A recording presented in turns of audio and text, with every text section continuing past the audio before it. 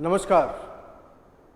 Myself Saurabh Srivastava, Assistant Professor, School of Management Sciences, Varanasi. Welcome you to in this new series of the video which is related to business law, or you can say mercantile law.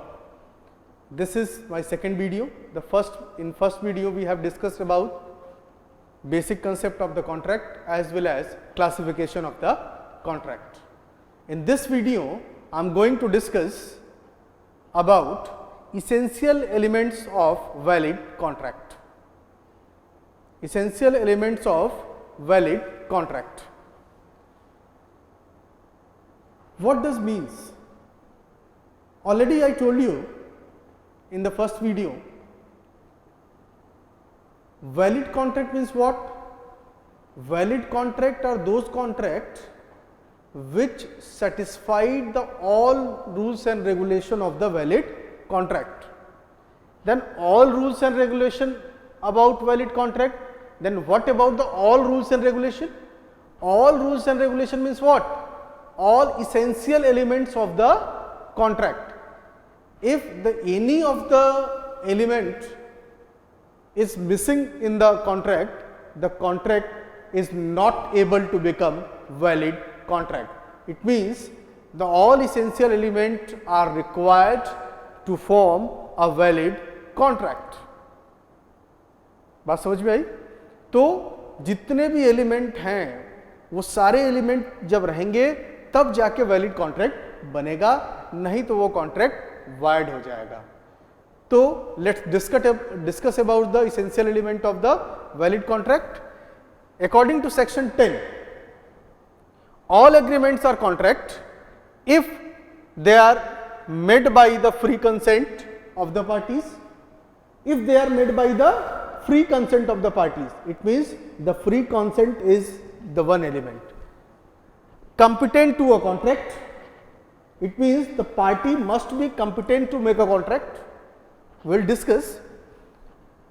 For a lawful consideration, the consideration must be lawful, this is also element. And with a lawful object, then object should be lawful and are not hereby expressly declared void. Expressly declared void means the things which is already expressed in the law as a void, it is already declared. तो इन सारी बातों को हमको समझना है. तो there are 10 essential element, एक एक करके समझेंगे. बड़ा ही आसान है, बहुत ही इंपॉर्टेंट है. अगर ये समझ लिया तो ये समझिए कि यही सारे चैप्टर्स हैं आगे जाके. ऑफर, ये सारे टॉपिक हैं जो आगे पढ़ने हैं. Offer, acceptance, free consent, capacity, ये सारे हमारे जितने भी यहाँ पे इसेंशियल एलिमेंट्स हैं आगे जाके उनको डिटेल में पढ़ना है. तो अब हम लोग आज ये बेसिक जो क्लास है इसमें सारी बातें हम लोग सीख लेंगे जिससे आगे हमको पढ़ने में भी आसानी होगी, जल्दी से बातें समझ में आएंगी. This is very important class. Be concentrate. The first essential element is proper offer and acceptance. The acceptance, offer and acceptance must be valid. कैसे चेक करेंगे भाई validity? Offer and acceptance must be valid in the case of valid contract. Offer must be intent to create legal relationship. Offer जो होना चाहिए वो legal relationship create करना चाहिए. बात करेंगे इसके बारे में. And offer must be certain and clear, not ambiguous. It means offer must B clear and certain. Offer must be certain and unambiguous. स्पष्ट होना चाहिए, certain होना चाहिए. कोई भी ऑर्डर कर रहे हैं तो quantity, price, each and everything is defined. Certain होना चाहिए. कोई भी चीज अस्पष्ट नहीं होना चाहिए, एम्बिग्यूअस नहीं होना चाहिए. It must be unambiguous. And offer must be communicated to whom the offer is meant. जिसके लिए ऑफर बनाया गया है ऑफर उसी को कम्युनिकेट होना चाहिए. तब जाके हम मानेंगे कि this is valid offer. Same case with the acceptance also. Acceptance must be unqualified, must be absolute and must be unqualified. Acceptance must be absolute. ये नहीं कि भाई ठीक है हम देखेंगे तो करेंगे, हमको अच्छा लगा तो this is not, it's a mere declaration, ये एक्सेप्टेंस नहीं है. Acceptance must be absolute, yes I will do it, तो this is absolute. Unqualified, unqualified का मतलब क्या है? इट मीन्स क्वालिफाइड, अगर हम क्वालिफाइड कर देंगे तो क्वालिफाइड मीन्स कोई सर्टेन कंडीशन होगा, अगर ऐसा होगा तब हम एक्सेप्ट करेंगे, नहीं तो नहीं करेंगे. तो this is what, this is not proper acceptance. Acceptance must B, मैंने बताया ना, must be absolute and must be unqualified. कोई भी क्वालिफिकेशन नहीं लगानी है, मतलब क्वालिफिकेशन मीन्स व्हाट, कोई कंडीशन नहीं लगाना है एक्सेप्टेंस में. एक एक करके सबका एग्जांपल भी दूंगा, घबराने की कोई बात नहीं है. Must be certain and must be, sorry, must be absolute and must be unqualified. This is the means of proper offer and acceptance. आगे चल के इसके एग्जाम्पल हमको मिलेंगे. Second one is intention to create legal relationship. जो offer में भी ये पहली बात थी, वैलिड होने के लिए intent to create legal relationship. What does means? Meaning is what कि जब भी हम लोग ऑफर कोई बनाते हैं तो it must be intent to create legal relationship. कोई सोशल एंड डोमेस्टिक रिलेशनशिप नहीं होना चाहिए, रिलीजियस रिलेशनशिप नहीं होना चाहिए. पहले हम सोशल और रिलीजियस के बारे में बताते हैं तो आपको ये क्लियर हो जाएगा कि लीगल रिलेशनशिप क्या है. जैसे मान लीजिए कि आपको किसी पार्टी का इनविटेशन मिला, शादी का इनविटेशन मिला, या मूवी देखने के लिए आपके 3 दोस्त हैं, आप मूवी देखने के लिए तैयार हैं और 4 टिकट उन्होंने ले रखी, आपको फोन किया कि आप, तुम्हारी भी टिकट ले रहे हैं, आना है मूवी देखने. आपने कहा यस आई एम कमिंग, तो उन्होंने 4 टिकट खरीद लिए और उसके बाद आप वहां पे पहुंच नहीं पाए किसी कारणवश. तो क्या वो कोर्ट में जाके इसकी रिकवरी करेंगे कि भाई जो हमारा टिकट का लॉस हुआ है, जो भी बुकिंग का लॉस हुआ है वो कवर हो जाए? नहीं, क्योंकि this is what, this is social and domestic relationship, not intent to create legal relationship. बात समझ में आ रही है? कहीं भी आपने धर्म कर्म में कोई काम किया है, ठीक है, तो जरूरी नहीं है कि उसका रिटर्न भी आपको मिले. समझ पा रहे हैं? मतलब उसके लिए आप कोई क्लेम नहीं कर सकते. तो सोशल एंड डोमेस्टिक रिलेशनशिप जो बनाते हैं, इनविटेशन मूवी का हो गया, शादी का हो गया, पार्टी का हो गया, वो देखिए एक एग्जांपल अच्छा देते हैं जहां पे सोशल, डोमेस्टिक और लीगल दोनों आ जाएगा, दोनों में डिफरेंस क्लियर हो जाएगा.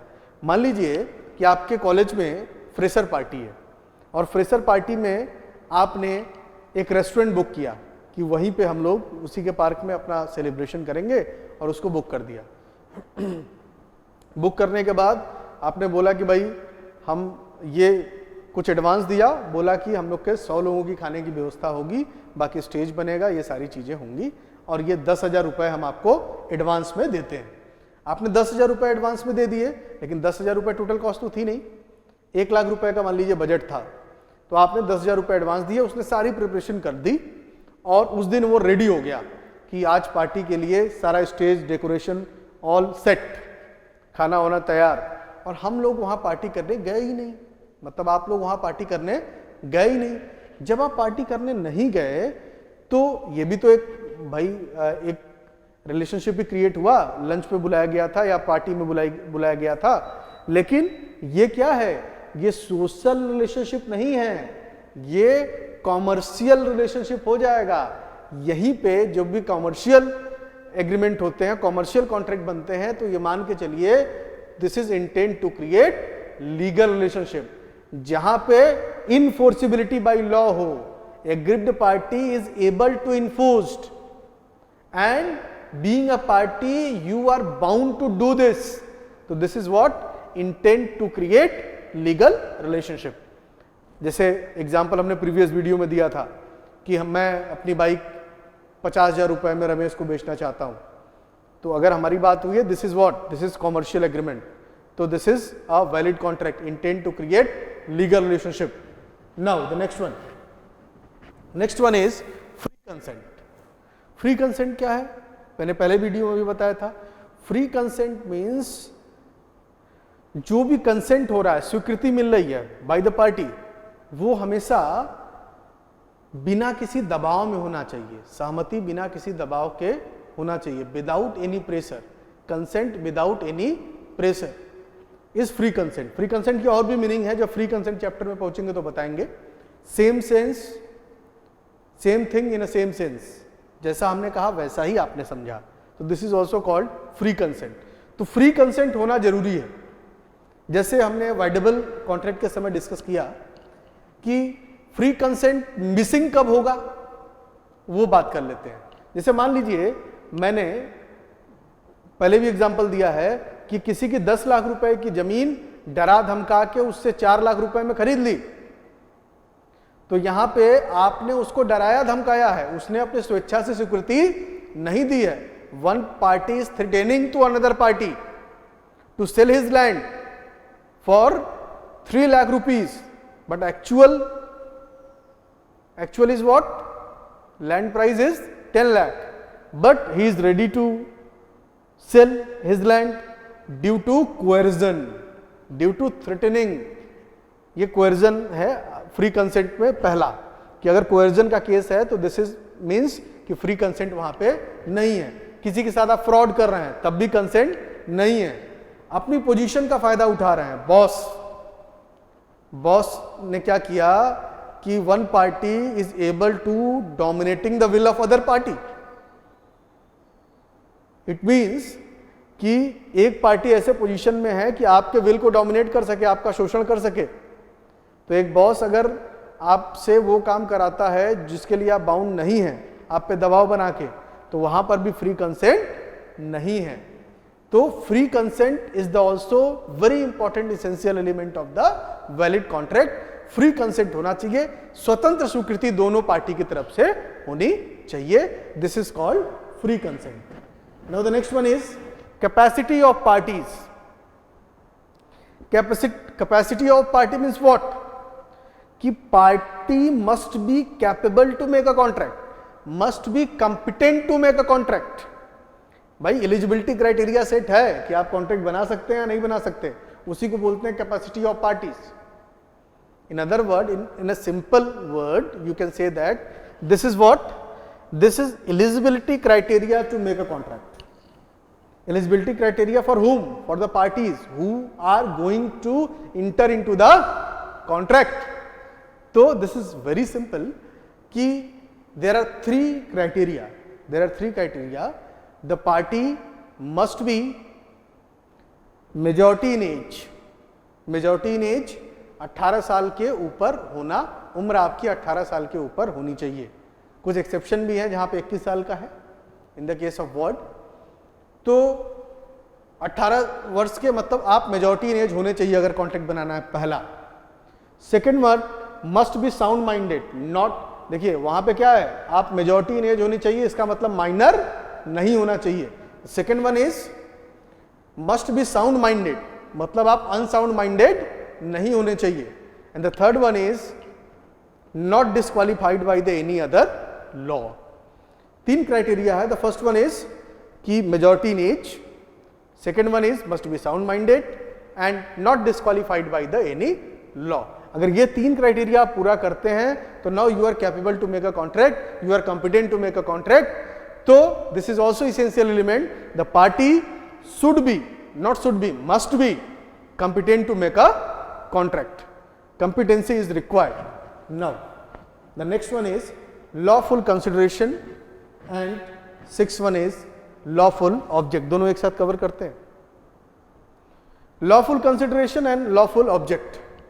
अब देखिए consideration हमने बताया था कि consideration is what? Consideration means something in return, something in return. Suppose करिए कि ये पार्टी ए ने पार्टी बी को 1 लाख रुपए दिए पार्टी सी का मर्डर करने के लिए,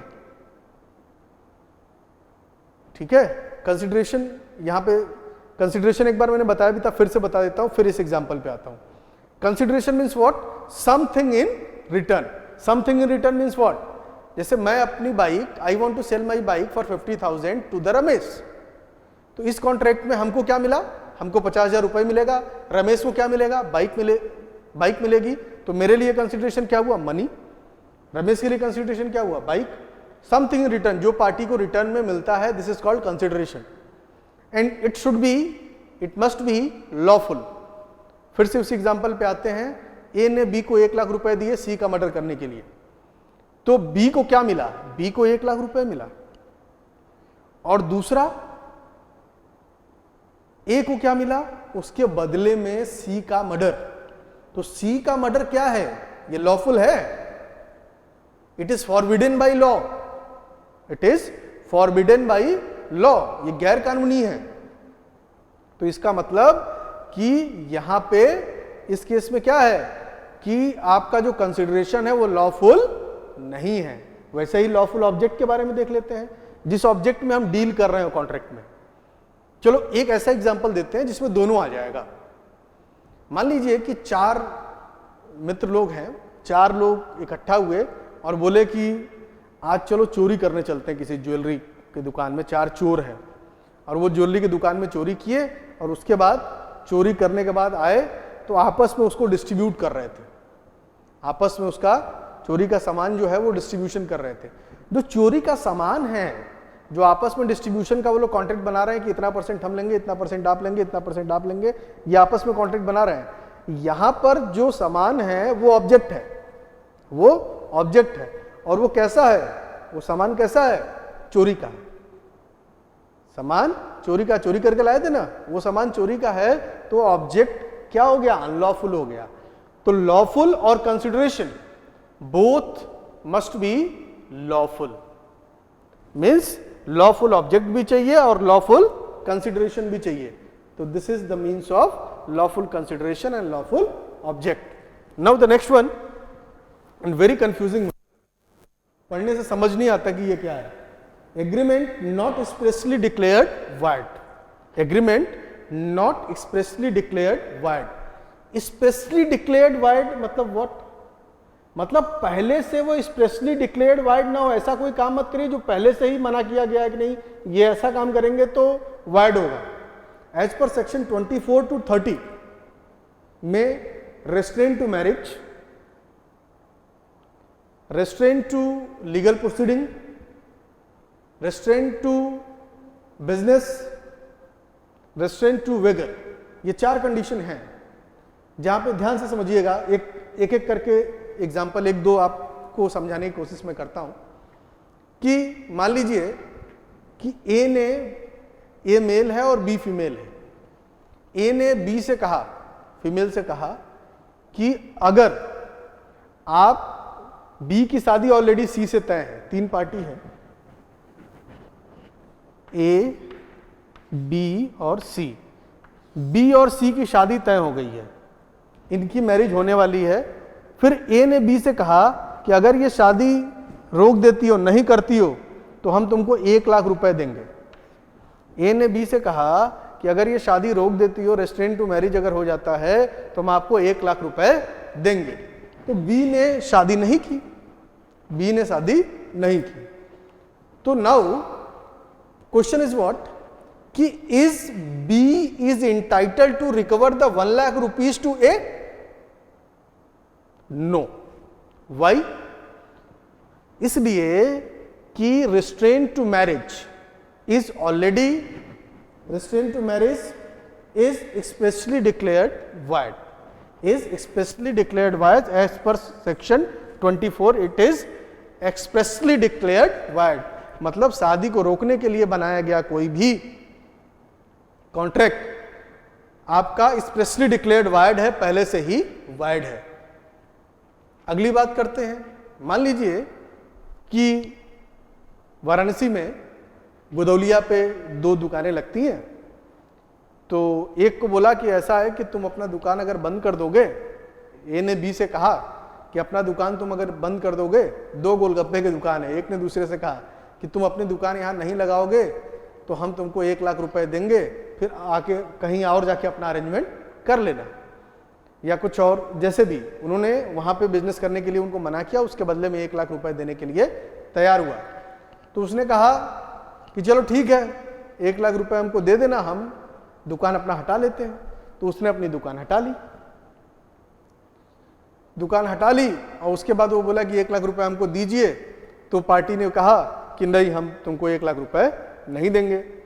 तो क्या प्रश्न ये है कि क्या वो पर्सन वो कोर्ट में जा सकता है इफ ही, क्या he is he entitled to recover the 1 lakh money to another party?